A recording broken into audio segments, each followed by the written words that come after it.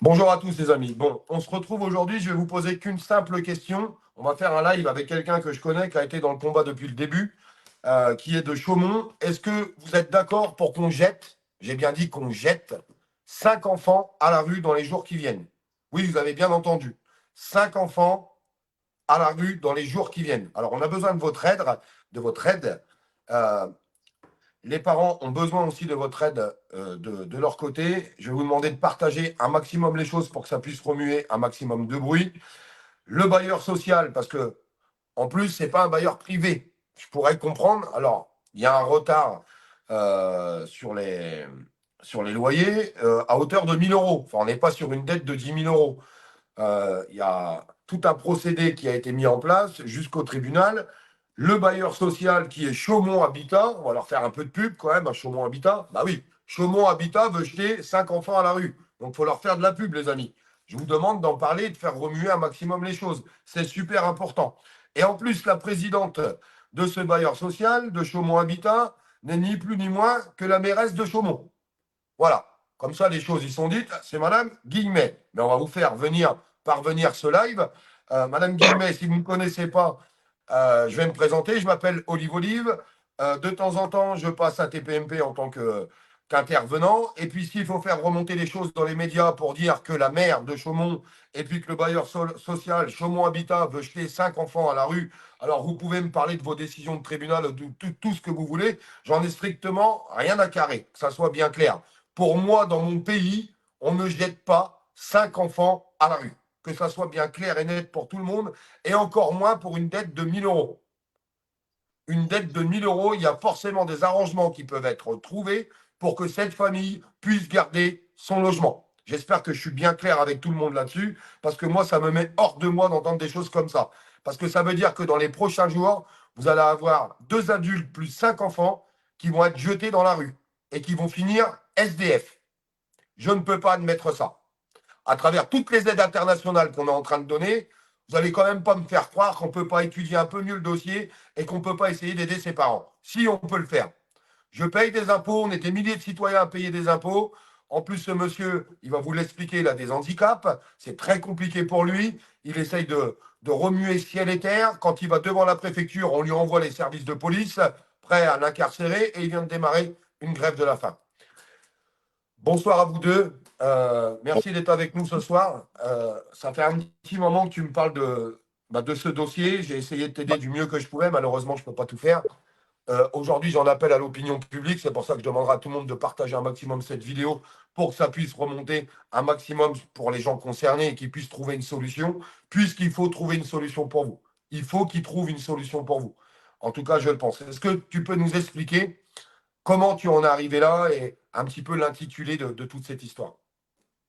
Bah moi en fait ça a commencé à l'époque du Covid parce que bon avec 5 enfants à charge et toutes leurs mesures liberticides qu'il y a eu, ça nous a coûté beaucoup. J'ai pris du retard dans mon loyer, donc il y avait des fois où que j'aurais dû envoyer la somme totale, j'ai envoyé un petit peu moins parce qu'il fallait que je nourrisse mes enfants.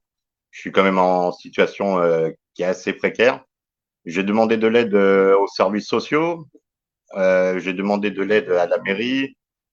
J'essaie de faire bouger la préfète, tout ça. Je leur ai rappelé que j'ai 42 ans, que je suis cardiaque, que je fais de l'hypertension, que je suis asthmatique et qu'il y a 5 enfants. Et personne, en résumé, personne ne me répond. Il y a qu'une seule personne qui est intervenue dans ce dossier, c'est le député de la Haute-Marne, d'accord, avec qui j'ai rendez-vous là vendredi. C'est le seul qui est intervenu dans ce dossier, qui a même écrit à la juge pour lui préciser qu'on pouvait pas en arriver là, quoi, qu'il y avait forcément une solution. Moi, j'avais fait un dossier à la Banque de France de surendettement qui a été accepté. Ça avait été validé. Ils avaient demandé l'annulation de mes dettes. Il me restait plus que 1 000 euros à donner et j'avais fait une proposition à Chaumont Habitat de rembourser un peu plus tous les mois. Bon, ils ont refusé. Ils ne me répondent à rien et ils nous ont mis au tribunal. Et là, le 7 mars, la décision du juge a été de prononcer l'expulsion exécutoire. D'accord. Avec je suis condamné à 1 658 euros. J'ai 680 euros à donner à titre d'occupation il refuse toutes les demandes relatives au délai de paiement. C'est-à-dire que si je veux rembourser en plusieurs fois, il le refuse. Il me condamne à payer 100 euros à titre de l'article 700 du Code de procédure civile. J'ai les frais de justice à mon entier dépend. Et il me rappelle, bien entendu, que le jugement est exécutoire. Donc, depuis hier que j'ai eu cette lettre, je suis en grève de la faim. Donc, ça a commencé hier à midi, malgré l'état de santé, malgré que ça commence à être dur et que je commence vraiment à craquer parce que ça fait vraiment un moment. Si je t'ai contacté, Olis, parce que toi, je te connais et je sais que tu as de la visibilité, tu pouvais parler de mon affaire. Et tu as été le premier à être au courant, à intervenir. Parce que, moi, si j'ai pas une proposition de relogement, je crains le drame. Très sincèrement, je crains le drame. Je vais pas me retrouver avec 5 enfants à la rue. J'ai pas de famille dans cette ville. Ça fait depuis longtemps que je me bats dans cette ville, mais que je me retrouve seul parce que, hélas, les gens ont peur. Dans ma ville, là, aujourd'hui, j'étais devant la préfecture à manifester. Énormément de gens se sont arrêtés, d'accord, pour me raconter leurs problèmes avec ce bailleur. Mais hélas, ils ont peur. Ils ont peur des autorités, ils ont peur de tout. Donc moi, je les invite vraiment, s'ils voient ce live, à se rassembler avec moi, tout simplement, parce qu'on ne peut plus rester comme ça.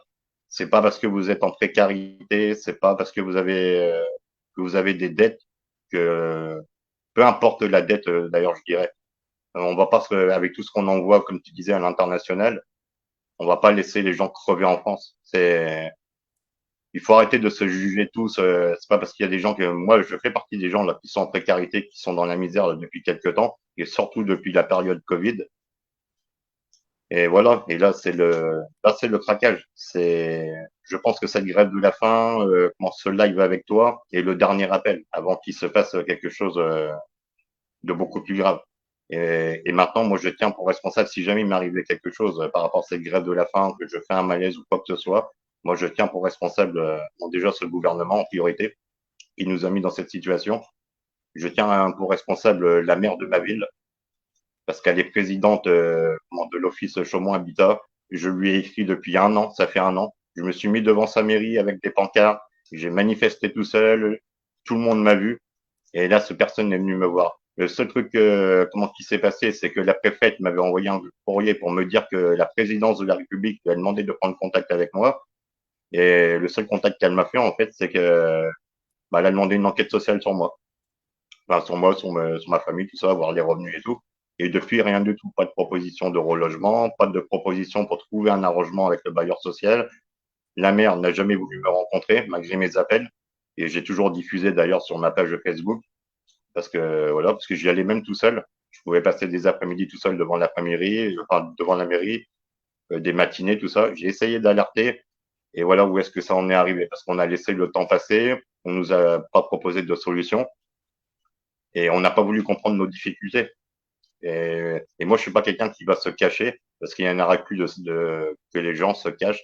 Il y a énormément de monde en France qui est dans la précarité. Il y a énormément de monde qui ferme les yeux, qui ne disent rien, tout simplement parce qu'ils ont peur du jugement de l'autre. Et ça compte beaucoup. Ça compte beaucoup. Il faut vraiment qu'on arrive à faire quelque chose, à se rassembler, à être ensemble et à montrer cette misère qui est en France, qui est cachée, pendant qu'on envoie, comme tu disais, à l'international des sommes monstrueuses. Exactement. Je tiens à signaler, hein, pour que tout le monde comprenne, et je continuerai de le dire dans tous les combats que je fais, le monsieur que vous avez en face de vous, il essaye de se démerder, de prendre des petits boulots. Il a subi la crise Covid. C'était très, très compliqué avec des manques à gagner. Et puis, c'est comme ça que la descente aux enfers commence, en fait.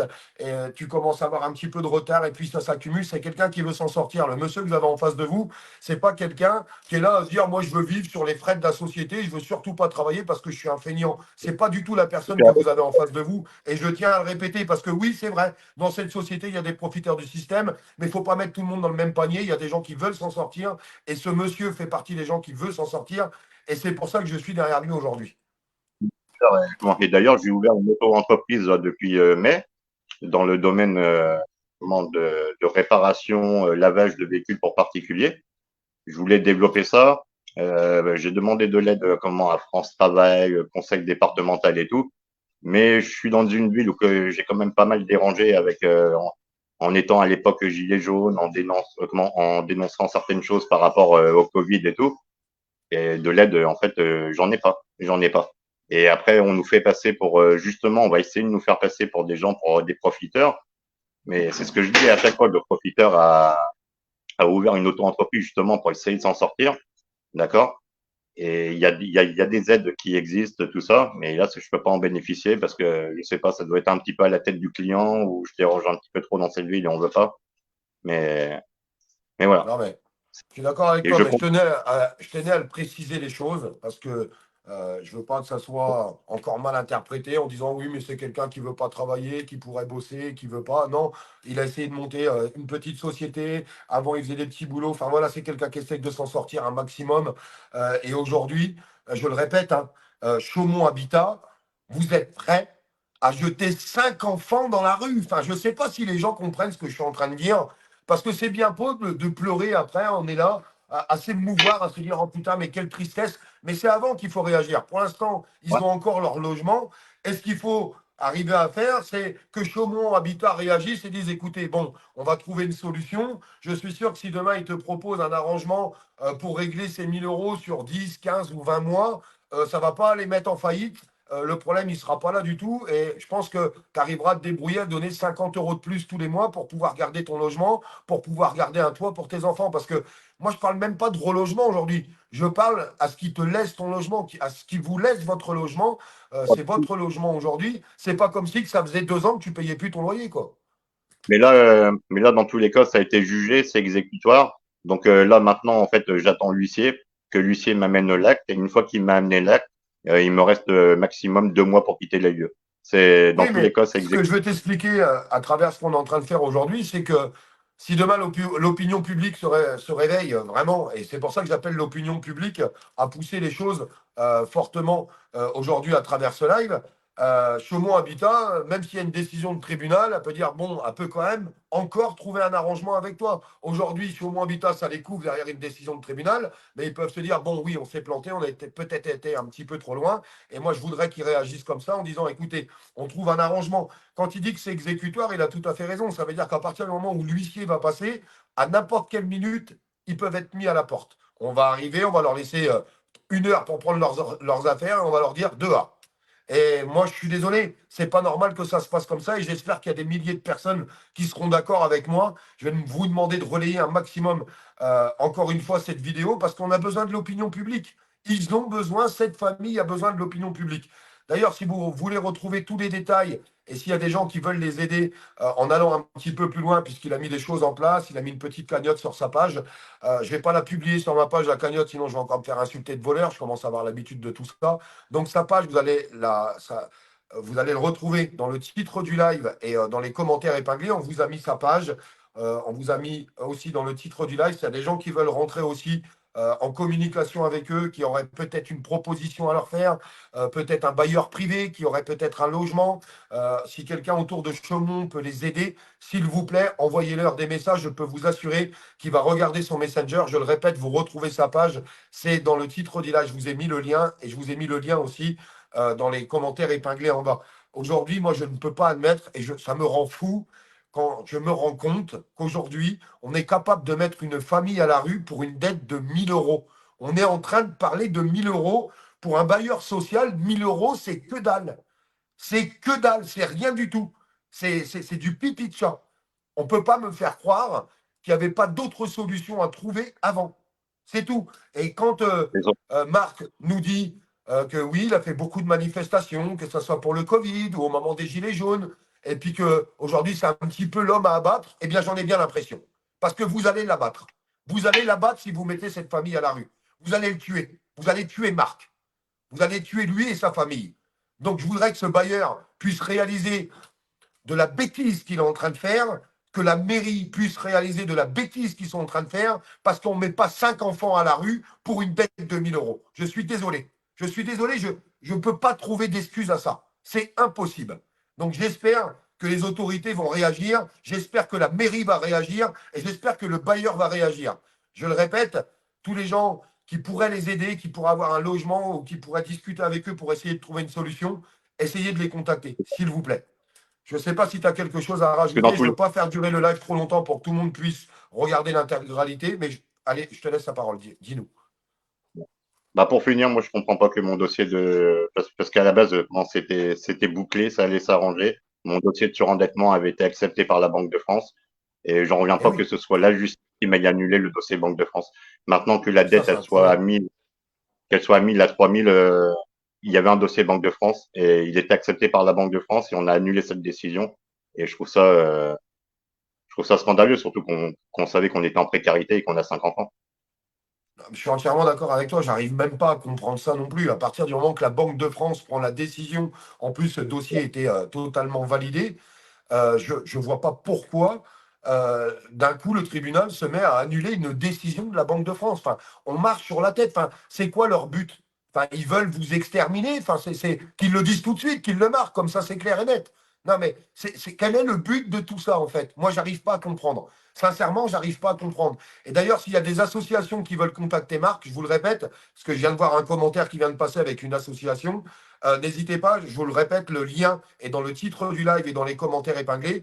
N'hésitez pas à contacter Marc derrière. S'il y a des associations qui peuvent se greffer à Marc aujourd'hui contre la mairie et contre Chaumont Habitat pour pas qu'il soit expulsé et mis à la rue, enfin, je suis sûr qu'on peut faire des choses. Sincèrement, je suis sûr qu'on peut faire des choses.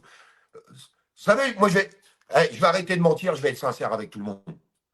Aujourd'hui, il y a un problème avec l'Ukraine. On est tous au courant, on n'entend parler que de ça. On loge des Ukrainiens en France. Bah, tant mieux. Alors, il faut de la solidarité, tant mieux, que bien se fasse. Alors, on loge des Ukrainiens en France. Par contre, les Français eux-mêmes, on les jette à la rue. C'est ça la vérité. Et on jette 5 enfants à la rue. On parle d'enfants. Hein. On parle de petits bouts de chou qui n'ont rien demandé à personne. Ils n'ont rien demandé à personne, ces enfants-là. On va les jeter dehors. Et ils vont aller où? Dormir sous un pont? Ils n'ont pas de famille. Ils n'ont pas de famille à côté de chez eux. Ils vont aller dormir sous un pont. C'est ça la réalité. Chaumont Habitat, est-ce que vous m'entendez? J'espère que vous allez m'entendre. Et la mairie, j'espère que la mairie de Chaumont va m'entendre aussi. C'est inadmissible ce que vous avez fait. Inadmissible, impardonnable. Et j'espère que tous les élus de Chaumont vont se réveiller un petit peu. Parce qu'il serait peut-être temps de se secouer. Sincèrement. Parce que moi, voir ce genre de situation et ce genre de dossier, c'est inadmissible. Inadmissible. Incroyable. Moi, ça me révolte. Et d'ailleurs, tous les gens dans les commentaires sont d'accord avec nous. Et merci de faire en sorte, hein, prenez le live, partagez-le à bloc. Il faut que ça remue. Hein. Je compte sur vous, les amis, il faut que ça remue. Mes amis de YouTube, s'il vous plaît, faites-en de même. Faites que ça remue. Je vais aller le mettre après aussi sur TikTok parce il faut que ça remue. Et j'espère qu'il y a d'autres liveurs qui te proposeront, je te le dis honnêtement, hein, j'espère qu'il y a d'autres liveurs qui te proposeront de faire des émissions parce que plus il y aura de monde qui vont en parler, mieux ce sera. Donc, Ouais, c'est ça. sincèrement, j'appelle à tous ces liveurs qu'on peut connaître depuis des années, qu'on s'aime ou qu'on s'aime pas, on n'en a rien à foutre. Là, on est en train de parler de 5 enfants qui vont être mis à la rue. Eh bien, j'espère qu'ils feront des émissions avec toi et j'espère que ça va résonner. Parce que si tout le monde en fait du bruit, moi, tout ce que je veux, c'est que demain, tu m'appelles, tu me dises, Olive, c'est bon, putain, on a trouvé une solution. Que ça soit avec Chaumont Habitat, que ça soit avec la mairie, ou que ça soit avec des associations, ou que ça soit avec un bailleur privé. Mais j'ai envie de savoir que ces enfants vont garder un toit sur la tête, sincèrement, Voilà, très honnêtement. c'est ça. Exactement. Écoute, Marc, si tu n'as rien à rajouter, je te laisserai le mot de la fin. On va couper là. Tu as mon numéro de téléphone pour l'avancée du Ouais. dossier. N'hésite pas à me tenir au courant.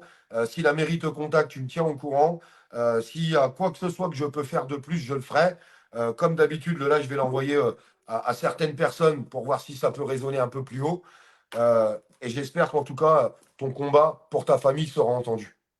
D'accord, merci. En tout cas, merci à toi.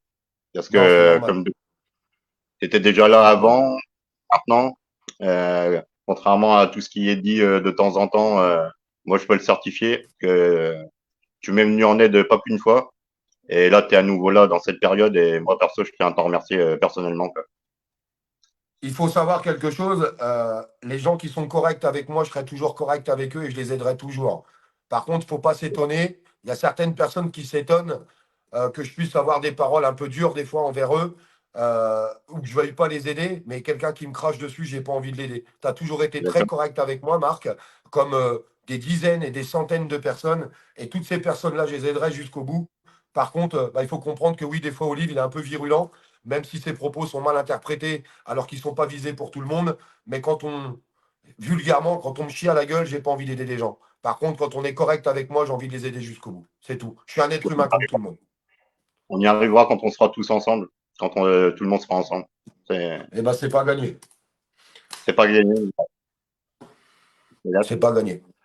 Merci à tous d'avoir été sur l'émission. Marc, tu as mon numéro. De toute façon, on reste en contact et on garde le suivi de ce dossier-là. Et j'espère qu'il y aura Euh, vraiment un aboutissement sur les choses. Merci à toutes les personnes qui ont suivi le live et qui l'ont partagé. Merci. Partagez-le pour 5 enfants, s'il vous plaît. Pensez qu'à ça. Les gens qui passent devant ce live et qui se permettent de ne pas le partager, je ne comprendrai pas. On parle de 5 enfants, tout simplement. Je n'ai pas d'ordre à vous donner, mais s'il vous plaît, partagez ce live pour 5 enfants pour que ça puisse remuer un maximum. Merci à tous. Merci.